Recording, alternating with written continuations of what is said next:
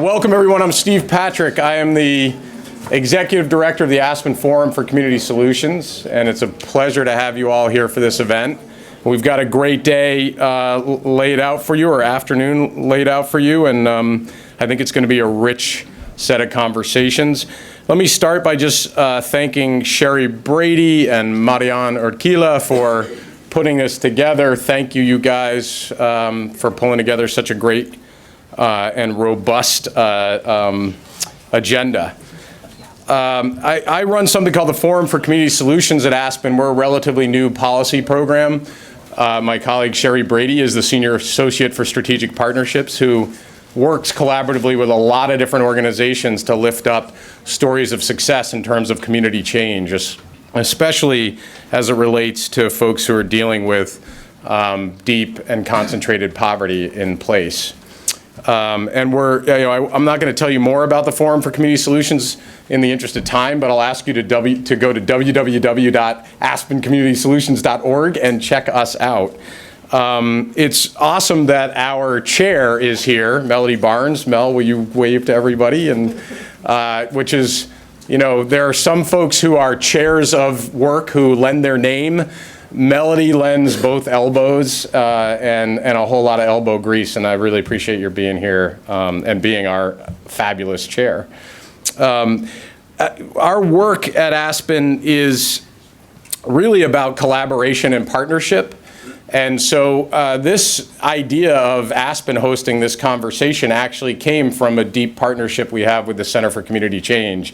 It's a conversation with Deepak Bhargava and with Mary, who's here from the CCC, about how you really can't tackle the issue of poverty in America and not address the issue of mass incarceration. It's just, and we'll hear about that today, so I'm not going to throw out the data points, but if you open your packet, you'll see some glaring examples and some arguments for why that's true.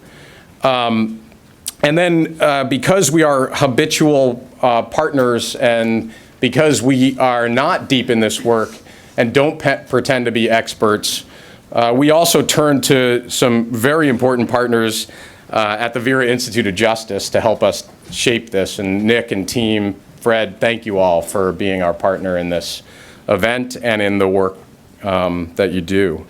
And the other partner I would point out was sort of cool. We got the Center for Community Change, we got the Aspen Forum for Community Solutions, we got the Vera Institute of Justice, and now My Brother's Keeper Alliance. So Marissa's back there, and how many of you have heard about My Brother's Keeper? Let me just see a show of hands, right?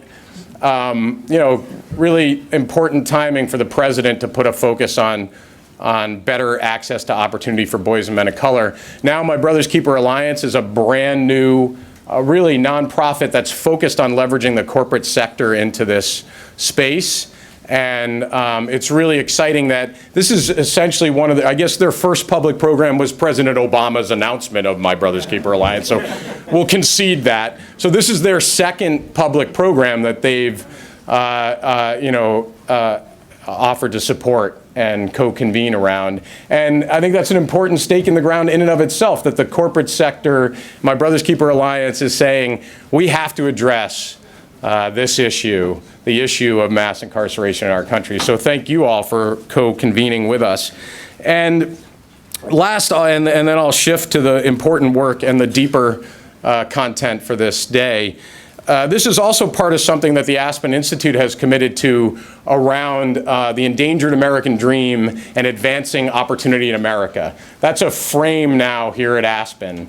A whole host of policy programs have come together to say we have to tackle this issue. Walter Isaacson, who also happens to be on the board of MBK Alliance, has now said that this is the biggest issue. Poverty is the biggest issue confronting our democracy. And under that larger frame of advancing equity and addressing inequity, we've convened this conversation. It'll be a thread at Aspen. So even at the Ideas Festival, there's a whole track now on the issues that come from the radical inequity in our country and trying to address that. And it's compelling to see our leadership put a stake in the ground and to see actually our policy programs. We're a little bit known for our silos here sometimes at Aspen. To work across those silos and for the policy programs and the public programs to come together for this work on inequity is, well, it makes me proud to be staff here, I have to say. So that's the frame, overall frame in which this very important conversation fits. So without further ado, let me just turn it over to Gabe Gonzalez from the Center for Community Change, our co-convener, co-sponsor, co-conspirator, collaborator, co-everything on this work, and ask Gabe to also welcome you, and then we'll kick off the first panel. Thank you all for being here. I'm still not moving in with you. I don't care what you say. It's just, we're not going to. Thank you all for being here. This is very, very exciting for us at the Center for Community Change to have this opportunity to engage so many of you in what we think is a crucial conversation for our country at this moment. My name is Gabe Gonzalez. I'm the campaign director at the Center for Community Change, and I head up our work on mass incarceration. These are interesting times, right? There's a lot that's possible right now. Many of you are responsible for creating stories that appear in the news every day. But for those of you who are not responsible for them, you still see them. Every state in the country is engaged in a debate about the future of incarceration. Federally, nationally, we are engaged in this debate. It's happening in the pews. It's happening in church basements. It's happening in neighborhoods. There seems like there is a lot of possibility, like we can finally sort of wake up from this long, uncomfortable nightmare that has created the most incarcerating state in the union. And I also will not bore you with the statistics. There's plenty in your packets. We are committed to helping bring this change about, as I know there are many of you in this room that do that. We know that this, as a new time and as a time of opportunity, requires new strategies. It requires new allies, and it requires a clarity of purpose that oftentimes in the work that we do is difficult to achieve. And that's why we think an event like this is so important. So we can begin to share our ideas with each other, to learn from each other, to grow together, and to gain the clarity necessary to achieve real change. We at the Center are committed to various strategies to doing this, and you're going to hear a lot about those from folks today. We're committed to community organizing and to raising up the voices of people directly affected to help create solutions that will change their lives. We're committed to ally work, and Charlene Sinclair today is going to be talking about work that's done in churches and in other institutions to bring their voices to bear on this.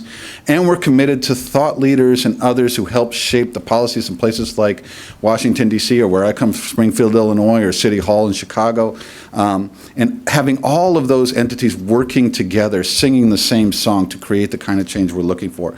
So we're very excited by possibilities that are created by moments like this.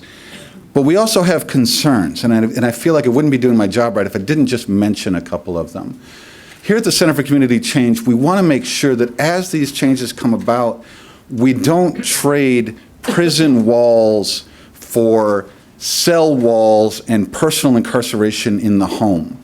We want to make sure that we don't trade low-wage or slave-wage labor inside a prison for minimum wage work and little opportunities inside a neighborhood. When we're thinking about policies that are going to affect real change for the people who are currently incarcerated and their families, we have to think about the consequences of what happens when they get home and to what sort of home they're going to, and make sure that a comprehensive strategy against poverty is part and parcel of the work that we do to end the prison population and to decrease the prison population here in the United States. I just want to mention those things, but I also want to say that we are very, very excited about what we're doing here and the clarity and purpose that can come from an event like this. We're excited for the conversation. We are excited for debate, and we are excited to learn and grow with all of you. And with that, I'll end, and I'll turn it over. Where's Nick? There he is. And I'll turn it over to Nick from Vera Institute to sort of set the stage for our conversation.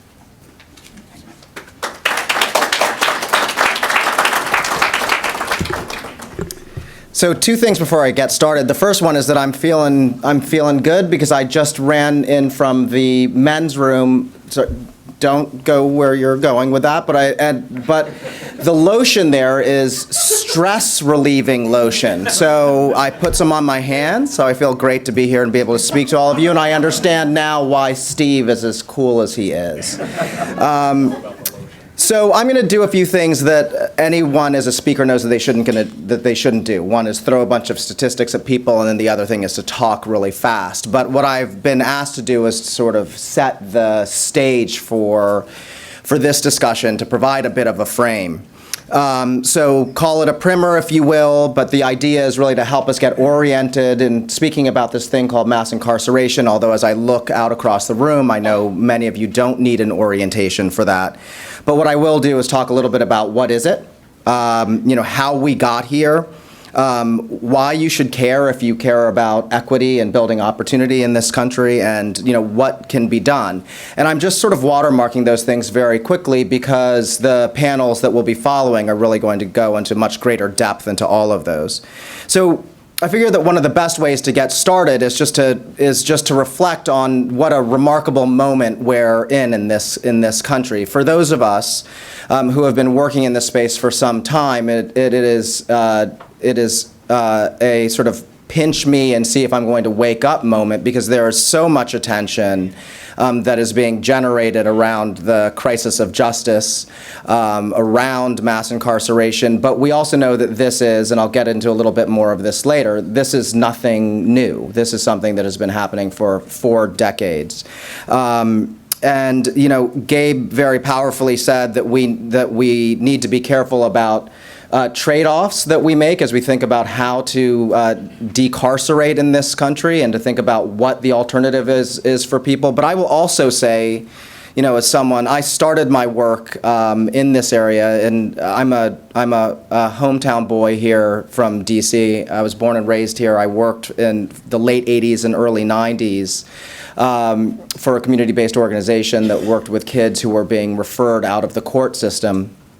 So this was at a time when crime was very high, when the sort of hysteria about that and mandatory minimums and 3 strikes laws were very, all of that was quite pronounced. And it is still quite a remarkable thing to me that we are having the conversation we are having today. And for those of us who have been in this field for some time, that it makes sense to just notice that, to pause and to reflect on what a remarkable moment in history that we are in. And it's up to us to figure out what that historic moment is going to look like. But it is indeed remarkable. So very quickly, the best way to start, I just want to read a few quotes because they signify where we stand right now. There is something wrong when 1/3 of all black men face the prospect of prison during their lifetimes, and an estimated 1.5 million black men are missing from their families and communities because of incarceration or premature death. It's time to change our approach. It's time to end the era of mass incarceration. We need a true national debate about how to reduce our prison population while keeping our communities safe. Hillary Clinton, April 29th this year. Second quote, our criminal justice system traps nonviolent offenders, disproportionately African American men, in a cycle of poverty, unemployment, and incarceration. The war on drugs is principally responsible for this wide gap in confidence between minorities and the police. African Americans use drugs at roughly the same rate as whites, but are more than twice as likely as whites to be arrested for drug possession. Harsh mandatory minimum sentencing laws have also contributed to fatherlessness in these communities. From 1980 to 2000, the number of children and families in prison rose from 350,000 to 2.1 million. These policies tear apart families, weaken communities, and ultimately make us less safe. Rand Paul, April 27th, 2015. So it's a remarkable moment that we're in. So what are we talking about here? What is mass incarceration? I will just throw a few numbers out at you, although you just heard some of them a moment ago. 2.2 million people in jail and prison in this country. 12 million unique admissions to jail on any given year. The rate of incarceration in this country is 700 per 100,000. That means nothing to the layperson, but if you were to put it in context, if the United States was to look amongst its friends, the cohort of democracies, advanced democracies in the world, economists refer to them as the OECD. The rate of incarceration here is 6 to 10 times more than it is among our friends.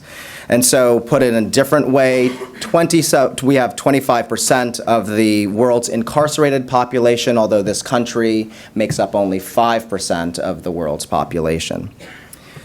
So that's it, just sort of in straight numbers. I could give you 100 more statistics that prove that point further, but I would lose you probably at number 6 or 7. So how did we get here? Here's the important thing to know, is that we were not always like this. It has not always been so. In the 1970s, the rate, remember I just said it was 700 per 100,000. The rate was around 125 per 100,000. That was at the same level as the Western democracies that we call our friends. And then a few things happened. Here in the States, there was a great deal of civil disruption. The civil rights legislation had passed in the mid 60s. There was unrest in the cities, and it is true that crime was rising. But I should also note that crime was rising in almost every place on the globe.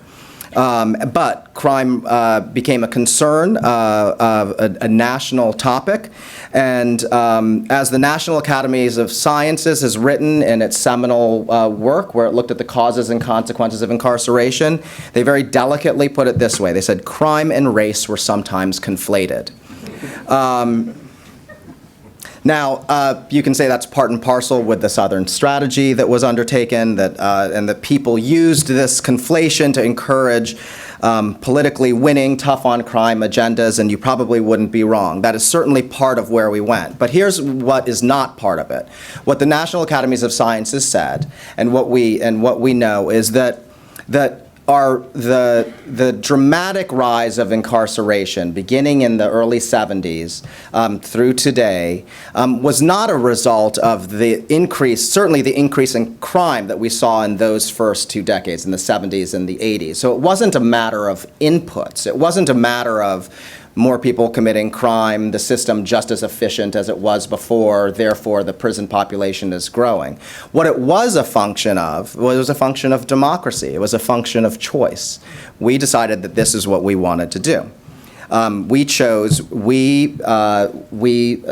We elected leaders, and those leaders chose things like mandatory minimums and habitual offender laws and 3 strikes laws, and off we went. But that's important to recognize because it was a choice, which means that you can also choose to do something different, which is really the reason why we're here today, to make sure that we continue this conversation. So, why then, if you are not just a justice nerd like me or like some of our colleagues here or my friend Ted, who I see there in the audience, who is one of the preeminent justice nerds and writers, I mean that as an absolute compliment, Ted. Why should you care if what you really do care about is equality, if what you really do care about is building a more equitable society, if you really do care about opportunity? You have statistics in your folder that we'll talk a little bit about that, but let me just sort of lay out for you 2 dimensions of this. The first is that our system of mass incarceration disproportionately imposes its burdens on people of color who are poor. Period. Pause. Statistics to support that. So let's look at it imagine if you were to take a spatial map and you were to look at any city in America, any metropolitan area in America, and you were to map out where incarceration is imposed spatially. You would see that here in D.C., in neighborhoods like Anacostia or far southeast, or out Benning Road in northeast.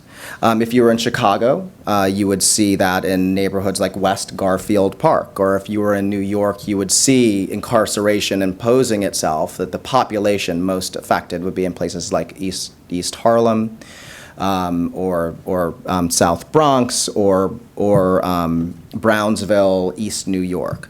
It's striking. The most powerful fact to sort of to demonstrate the disparities that you would see if you were to look at these maps is there's a neighborhood in Chicago called West Garfield Park, which is almost exclusively African American, and the rate of incarceration in that neighborhood is 40 times what it is in the neighborhood that is mostly white and that has its own highest rate of incarceration. So in the highest incarceration white neighborhood in Chicago, their rate of incarceration is 1/40th of what it is in West Garfield Park. You can look at it on an individual level. Black boy born today has a 1 in 3 chance of spending time in jail or prison. That compares to 1 in 6 for Latino. That compares to 1 in 17 for white. So these are not the makings of a society that is equitable, where opportunity and the chance to thrive, much less survive, is equally spread. The worst statistic, the one that I find most shocking, is that if you are a black high school dropout in the United States, you have a 70% chance of spending time in prison by the time you're 35. That's not just jail, where you might spend a day of being saying. That means that you have been sentenced to incarceration for a year or more. And it didn't always used to be this way in this country. At a time when incarceration peaked in the country long before the 70s, it didn't ever approach where we are right now.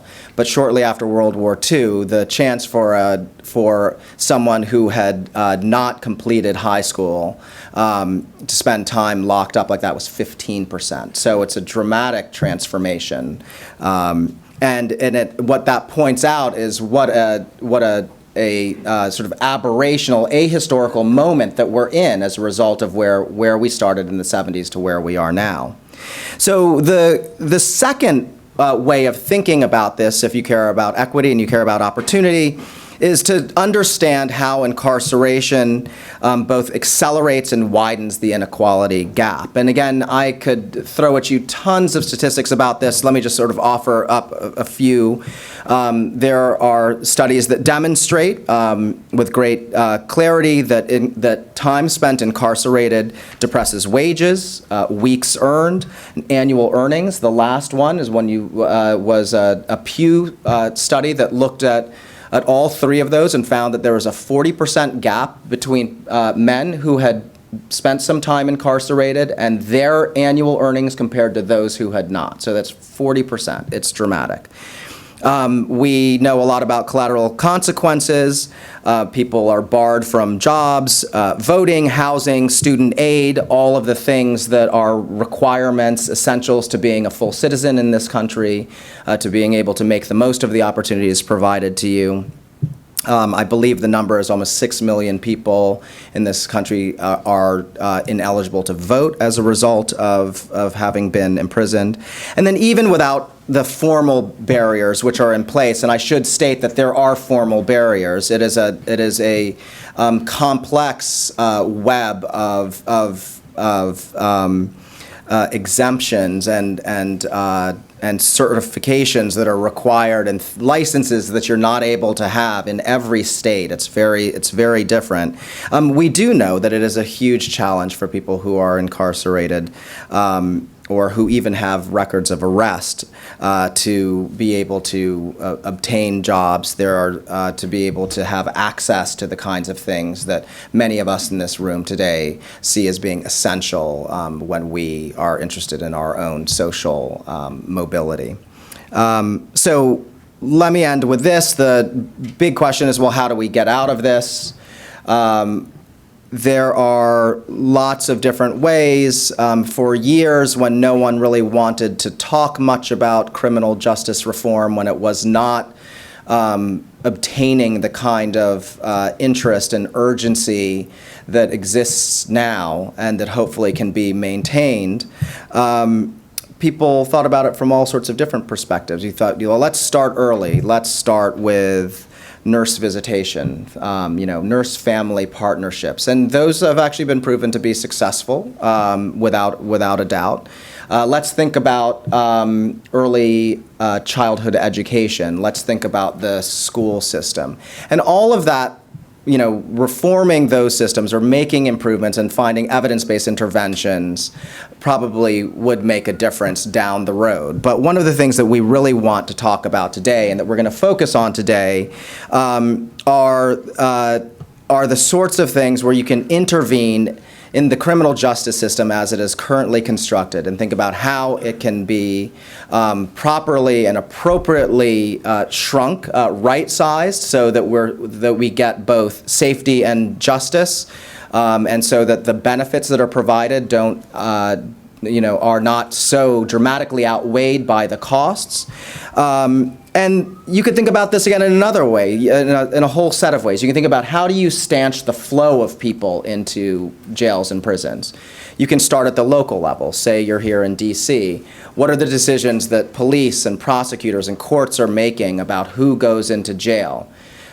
The vast majority of people who go into jail, it's close to 65%, maybe even more than that, go in with the presumption of innocence. That means that they have not yet been convicted. They are simply there. They're being detained, awaiting their trials or the resolution of their cases. And the vast majority of those people who go there cannot get out because they can't afford money bail. And I come from an organization, the Vera Institute of Justice, that 54 years ago, this is sort of like the bittersweet thing because we discovered a wonderful thing, which is an alternative to money bail, the notion that you could release people on their recognizance by looking at a set of community ties that would determine whether they were more likely or not to return to court, and that was more effective than bail in terms of determining whether people could return to court. But we did not totally win that fight. But you could focus there. You could focus on local justice systems, and there's a lot of good work that could be done to figure out how you close that front door. Really important to close that front door because studies have shown that even spending a day or two in detention increases the likelihood that you're going to get a custodial sentence when your case is resolved, that sentence is going to be longer than if you hadn't been there before, that you're at a higher risk of rearrest after that. So really important to close that door. You could obviously think about sentencing reform. That's a congressional play. It is a state legislative play. The mandatory minimums, the 3 strikes laws, the habitual offenders laws, the zones around schools and churches and things of that nature that catch up too many people could be reformed. And you can close other routes into prison. One of the ways that people get into prison a lot is through the back door. They get released or they're on probation. They violate some condition of their probation. In the business, some of the violations are called technical violations, which means that you might have a dirty urine. You might and that obviously is in violation of staying drug-free. You might be hanging out with other felons. Depends on the neighborhood you live. Sometimes it's almost impossible not to. You might miss a curfew, but in many states there's a pretty heavy flow of people who are returning to prisons because they have offended one of those rules. So you could stop the flow. You can improve prison programs, and we're going to talk a little bit about that. We know a fair amount about the kinds of programs that work, that improve people's opportunities for success, their outcomes, well beyond just reducing recidivism. You can improve reentry programs so that when people do come back to the community, that they come back with open arms, without rules that impede their ability to succeed, and with the kinds of services that are necessary to help them succeed. And then the final way is a much bigger, more challenging thing, which is that this country could think about justice reinvestment and investing more broadly in a set of social supports, taking that money that might have otherwise been invested in the criminal justice system and investing it in an array of things from treatment to job readiness to child care to many other things that I'm sure people in this audience can name.